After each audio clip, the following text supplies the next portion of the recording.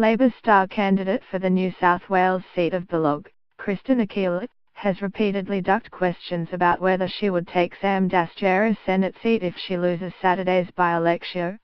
A Fairfax media reach tell published on Thursday revealed Ms. Keneally trails Liberal candidate and former MP John Alexander in the all-important two-party preferred vote 47% to 53%. Mr. Alexander's primary vote has dipped slightly, from 41.6% on November the 17th to 40.4% on December the 12th, while Ms. Keneally's has climbed from 34.5% to 35.7%. Just 2.4% of voters now say they are undecided, a drop from 8.3%.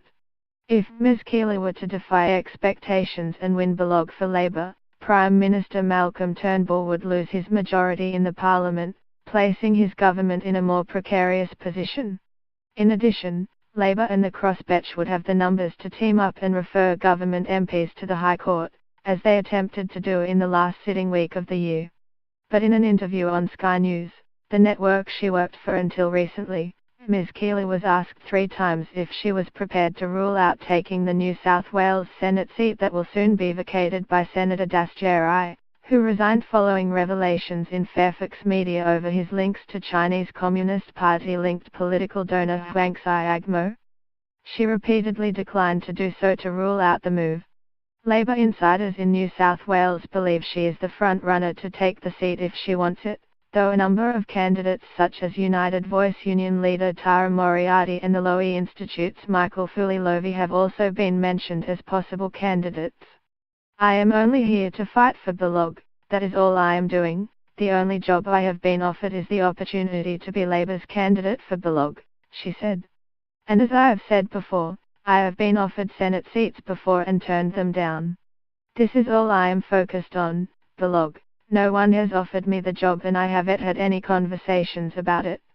You can ask me any way you want. I am not ruling anything in or out after the polls come in on Saturday night. I gave up my job at Macquarie University to run for this position. I have gone on leave without pay at Sky News. I am not even contemplating what happens after this by-election." The battle for Bennelo has become a bare-knuckle fight, with the major parties trading blows and making claims and counter-claims about healthcare funding cuts, damage being done to the China-Australia relationship by proposed foreign interference laws and Ms. Keneally's links to disgraced Labour figures such as Eddie Obeid. Ms. Keneally claimed voters in the seat, which has large Chinese-Australian population, were alarmed by the Prime Minister's rhetoric about China and suggested it was not conducive to a harmonious Australia. He had, she added, decided to score political points in this Bennelo by-election, to put at risk the good harmony that exists here in Bennelo, to put at risk our economic trading relationships with China, to put at risk the important flow of students that come to our universities with his political attacks on Labour and on Senator Dastyari.